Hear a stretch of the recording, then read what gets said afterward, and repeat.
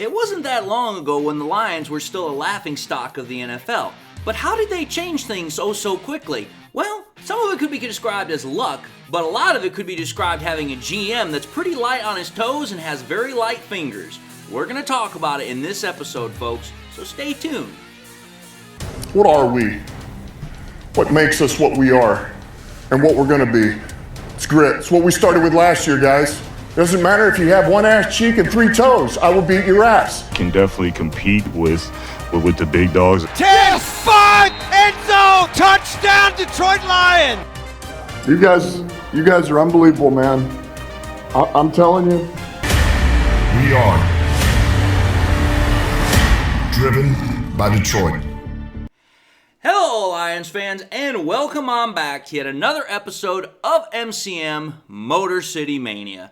I'm your host, David T. Pike, and as always, we're diving on in. So, I decided to do this episode. I know it's going to be a little bit late in terms of context because the draft not only, happened about a week or so ago, but I decided to talk about this all the same because for me, this is a very interesting topic. As you guys all know, I'm a historian. I talk about stuff that's historical. I deal with stats. I love to take a look at things and do compare and contrast. It's one of the things that I really enjoy doing as a podcaster. But for me, if you think about it, ever since becoming the GM of the Detroit Lions in 2021, Brad Holmes has already, very, very quickly, firmly established himself as one of the best GMs in the entirety of the NFL. And in my opinion, without doubt, the best GM in the Detroit Lions history. He, along with Dan Campbell and, Chris Spielman, Sheila, and all the others that are part of the organization, the brain trust, if you will, of the Detroit Lions, have turned around probably what I would describe and what a lot of people would describe one of the most snake-bitten franchises in the entirety of sports, because the Lions are just one of those franchises that for a long time, most people just thought was never ever going to figure it out. Like they could never understand how to develop a winning culture, a winning program. But now they've figured it out. Now they have actually found a way to develop this program into being a winning program, a winning culture. Now, when you think about it, from the promoting of a culture that we now have that stands on hard work, it identifies itself with the mantra of grit. As we all know, we have those grit hats. And if you think about it, the Lions have now become one of the best teams in the NFL. I'm pretty sure you guys have seen multiple little pictures that are out there that show the different tiers of teams. The Lions are usually in tier 1, might be in tier 2. A lot of teams have them now as perennial, playoff teams. Some of them consider Super Bowl contenders. I obviously consider us a Super Bowl contender. The point of the matter is that the Lions, perennially, from all perspectives, are usually now considered one of the best teams in the NFL. And arguably, they're a team that a lot of people would say has one of the best cultures in the NFL. When you talk to players, almost every single player says, man, I would love to play for Dan Campbell. I would love to be with him in Detroit, to be a part of that locker room. But if there's one thing we know, is that when it comes to Brad Holmes and the impact that he has on the Lions, it is his ability to get talent in the building. It is his ability to understand how to build a roster. Now, how does Brad Holmes typically do that? Brad Holmes has done that typically through the draft. That is where he has really manifested and shown his power, his ability to be a great GM. But let's be fair and honest here. Brad Holmes has also made some pretty savvy, pretty smart moves when it also comes to free agency. I know that free agency is one of those areas that for some people that Brad Holmes does not necessarily get as much recognition for. But Brad Holmes does have some really good moves in free agency that I think a lot of people actually are overlooking. But I'm going to say this, like I said, the majority of his moves, the majority of where he gets his recognition is his work in the draft. And there's without doubt, in my opinion, the fact that Brad Holmes is probably one of, if not the best current GM in the NFL right now when it comes to drafting. And if you think about it, since becoming the Lions GM, Brad Holmes has drafted more players that have Pro Bowl nods and All-Pro selections than virtually any other GM in the NFL right now. So I'm talking from 2021 to now. Think about it. Brad Holmes has 3 players, 3 guys that he's drafted that have already made All-Pro selections. That's Penei Sewell, that's Amon-Ra St. Brown, that's Sam Laporta. And if you think about it, Sam Laporta made an All-Pro selection in his rookie season. It was a second-team All-Pro, but it's still an All-Pro selection. And then you have Penei Sewell, considered the best, one of the best tackles in the game, arguably the best right tackle in the game right now. And then Amon-Ra St. Brown, a top 10 wide receiver. That's a pretty nice thing to hang your hat on. But then you take a look at the Pro Bowlers that Brad Holmes has drafted. Penei Sewell, Amon-Ra St. Brown, Aiden Hutchinson, Jahmyr Gibbs did that his rookie year. Sam Laporta also did that his rookie year. I mean, Brad Holmes, his track record already speaks very, very highly for itself in his ability to be able to find great talent in the draft that already is paying huge dividends and is already getting a lot of recognition both from players on opposite teams but also from fans around the NFL. Now, that's what Brad Holmes has done as far as the return on investment that it's done for the Lions. But when you think about it, how does Brad Holmes do what he does in the draft? Well, I would say this. One of the greatest things that I have noticed about Brad Holmes is that he has this innate ability to understand when to pounce and to get a player. And I'm not just, again, talking about the draft, but that's where he does it the most. He just knows, hey, I need to make a move, I need to pounce, and I need to get right on this. And he always does it. Like, it seems like he just always knows right when to make a move because he knows that player's not going to be there much longer. And we have seen Brad Holmes do this multiple times where you can call it anything you want. He has stolen, he has, pickpocketed, he's done this so many times where he just knows how to get a player that another team or other teams that we come to find out later would have wanted to get their hands on had he not taken them. And like I said, Holmes has done this so many times over the last 4 years. So I decided, let's go down memory lane a little bit. Let's give Brad Holmes some love. Let's give Brad Holmes some kudos because right now he's kind of getting beat up a little bit in the media. There's a lot of analysts, there's a lot of, people out there that are kind of saying that maybe he's getting a little too cocky, he's getting a little too arrogant, he's getting a little too whatever. And it's like, the results speak for themselves, folks. If the man is doing good and, you take a look at his past track record, I say he deserves his flowers.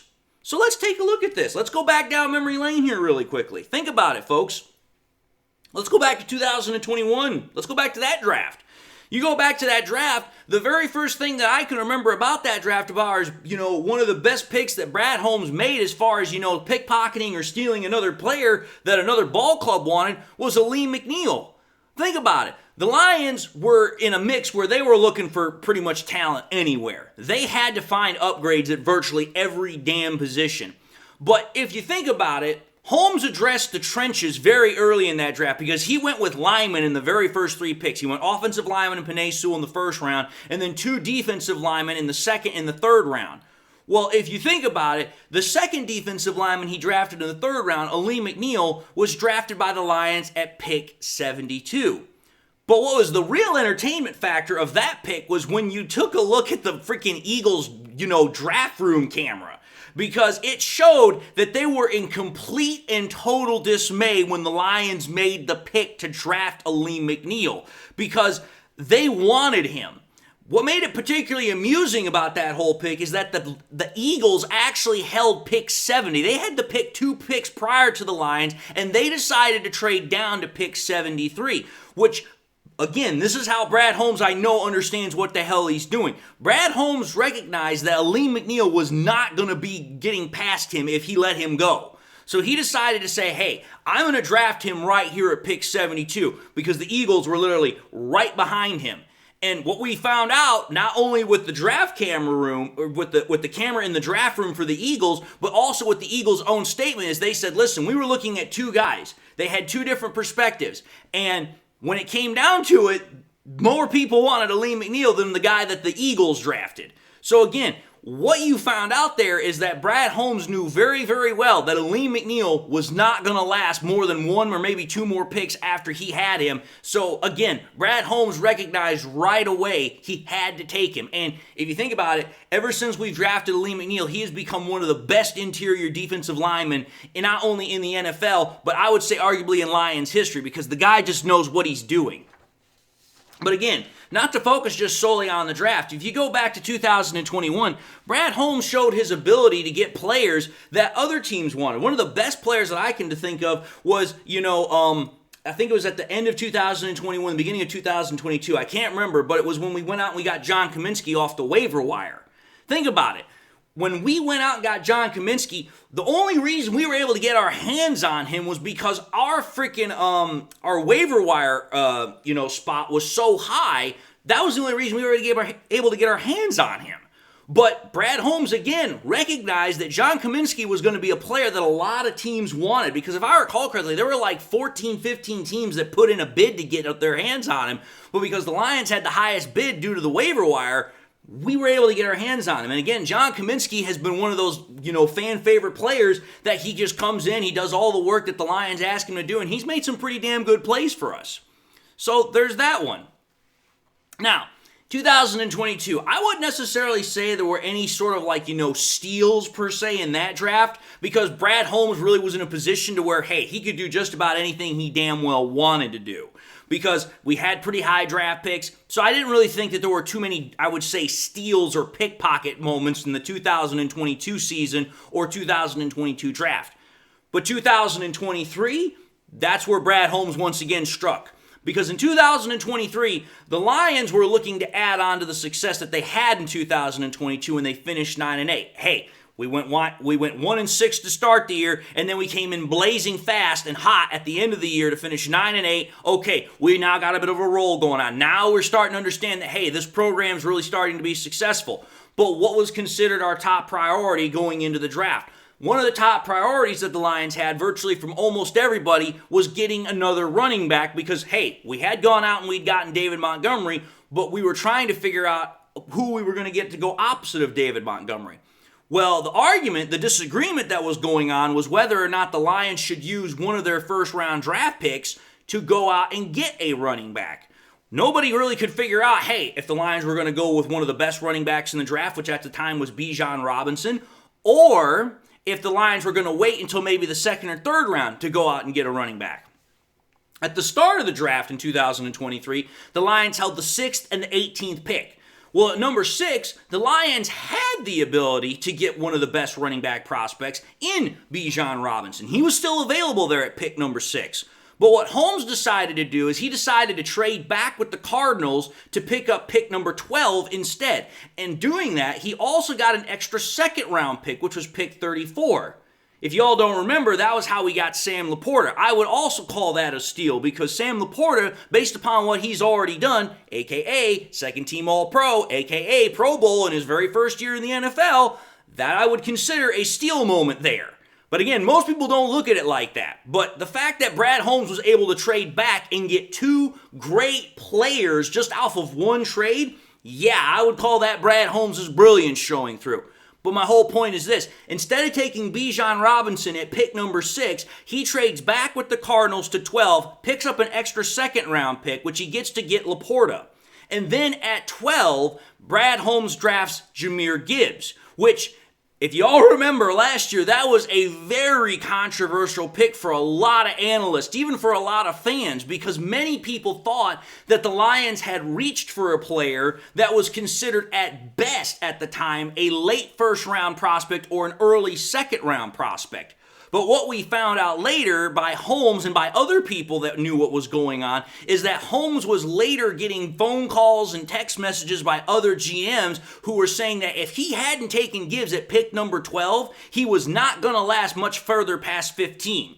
So pretty much what happened is Brad Holmes again recognized, rather than what the analysts were trying to say, is that, listen, he understood the situation. Jahmyr Gibbs was not going to get past number 12. There was not going to be much of a chance of that happening. So if Brad Holmes wanted to get a running back, Jahmyr Gibbs at number 12 was a steal of value right there, because he was able to trade back, still get the player that he wanted, and he was able to pick up a second-round draft pick and get another great player in the deal as well. So again, that's just a great stroke of brilliance and a great stroke of, masterful planning on Brad Holmes' part. But again, that's not where it stopped for Brad Holmes. The second player that Holmes stole in that draft was a fellow Alabama teammate, because again, Jahmyr Gibbs came from Alabama. This one I'm talking about is Brian Branch. This pick directly, I would say, I love it when we stun our rivals. And this is, for me, probably one of the best instances of this. Because in this particular pick, Brad Holmes traded with the Packers, who at the time were in desperate need of safety help. They needed a safety. Well, what happened? The Packers held the pick at the time. And at that moment, Branch was still on the board. Brian Branch was considered a first-round draft prospect that had somehow, miraculously, by some chance of stroke of the luck, just, fallen into the second round. So what does Brad Holmes do? He calls up the Packers, he orchestrates a trade with them, and the Packers, who held pick 45, they traded with the Lions, and the Lions wind up taking Brian Branch. Now, I'm going to tell you this. If you guys all remember the reaction from, Tom Grossi, he literally lost his marbles. He lost his mind when he freaking saw that happen. Because he was expecting that the Packers were going to take Brian Branch there, and the Lions, they swoop in, they trade with his team, and the Lions immediately pounce on Brian Branch. And if you recall, it wasn't just Grossi that lost his mind. Many Packers fans were extremely upset at the prospect of losing Branch, not only just because they lost him, but they lost him to a division rival. They lost him to us. And, that was just one of the best things I could imagine as a Lions fan, because it was just us rubbing the salt in the wound a little bit better. But it pointed out that Brad Holmes understood that, hey, if I want to make a move, I have to make it right now, because I don't want this player to get away, and I have to make it right now. So I'm going to make a move to go out and steal a player, to pickpocket this particular player, so that way he's now on my ball club. That's Brad Holmes' brilliance right there. Now, this last draft, I know for a lot of people, the primary pick that what they're going to think of for as far as a pickpocket pick or a stealing pick would be the Terrion Arnold pick. And that's definitely the one that definitely jumps to mind, in my opinion. Because, again, when you take a look at that pick, the brilliance of that pick was that, nobody expected, like I said, that Terrion Arnold was going to last past pick 15, much less past pick 20. But the fact that at pick 24, he is still on the board, Brad Holmes realizes that this dude is well, past his value marker. He should have been drafted 10 picks earlier. So what does Brad Holmes do? He calls up Jerry Jones. He goes down to Jerry World. He calls him, says, hey, I want to make a trade. And he outbids a whole bunch of other teams that are trying to get up with the Cowboys so they can go up and potentially get Terrion Arnold. He outbids them. He makes the trade and goes and gets arguably one of the best cornerback prospects in the draft. I consider him the best cornerback prospect, and I've said it multiple times before. But if you think about it, making that trade was a brilliant move because, again, we found out that there were other teams, like I said, that were trying to outbid the Lions, and Brad Holmes said, no, I am going to put in a bid so that way I can get the guy that I want.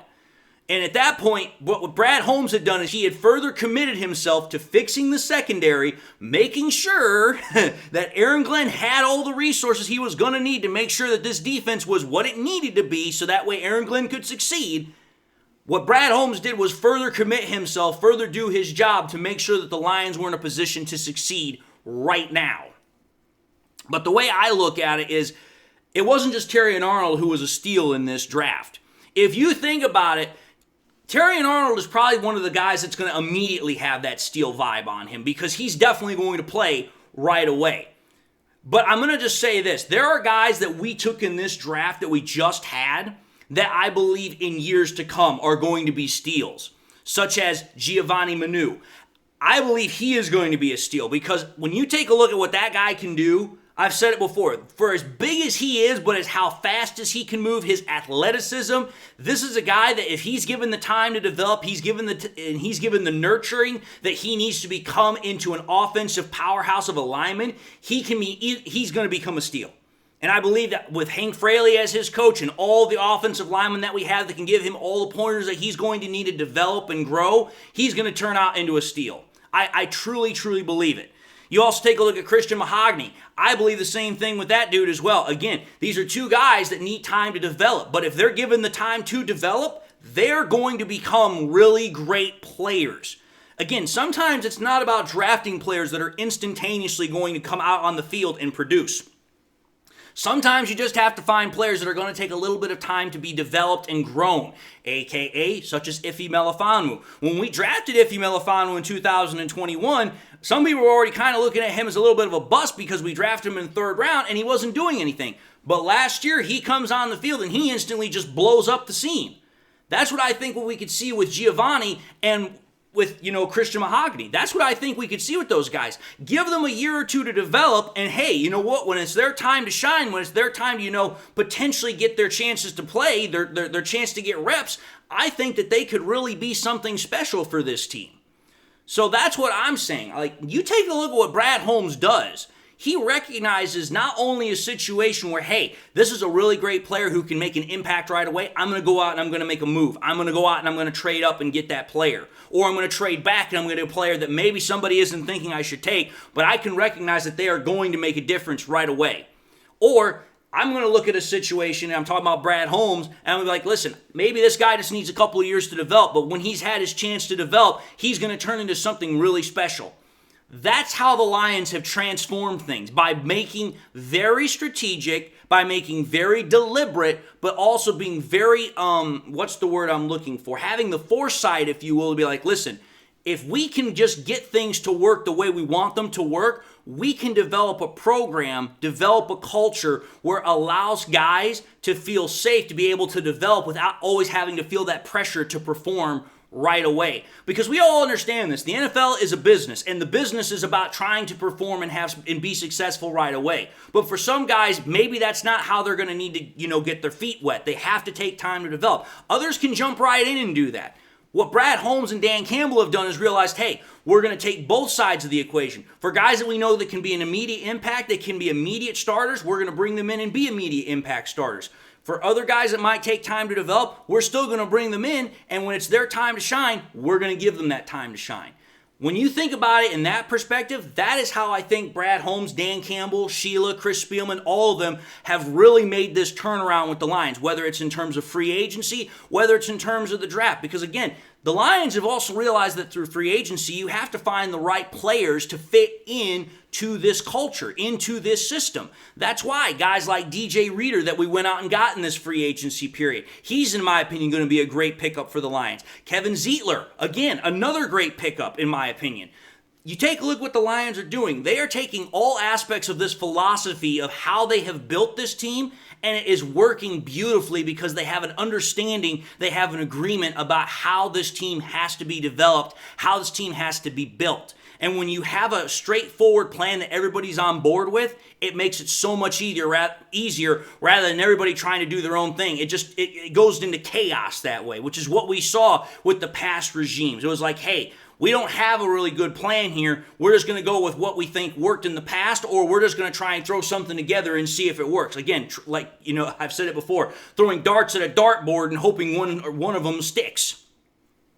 But anyway, I just decided to put this episode together because, again, I always stand in awe of what Brad Holmes does, especially when I have a chance to sit down, reflect on it, think about it, because I take a look at Brad Holmes and I honestly see the best GM in the NFL, and ain't nobody going to convince me otherwise. But anyway, having said that, I'm going to end the episode and say thank you all for watching at another episode of MCM Motor City Mania. If you like what you saw, by all means, I highly encourage you all to watch the next episode. Also encourage you all to do one of these three things: like, comment, and subscribe to the channel. If by chance you subscribed in the past, forgot to do so at the time, I highly encourage you all please to subscribe. It really, really helps me out, and I'm ever so thankful for every subscription that I can get my hands on. But I also encourage you all, after you subscribe to the channel, make sure you also hit that bell notification icon that goes along with it, so that way you guys never miss any more content that I push out. Also encourage you all to please share this content with your Lions friends and family members. Share it here on YouTube, share it on Twitter, share it on Facebook, share it anywhere and everywhere you can with everybody and anybody that you can. The more we share it, the greater the channel grows and spreads. And with that being said, I hope you all enjoyed the content. I hope you all got something in your day that makes you happy, makes you smile. Hope you all are feeling blessed. And with that being said, God bless to everybody. And until the next time we meet, I'll see you all in the very next episode.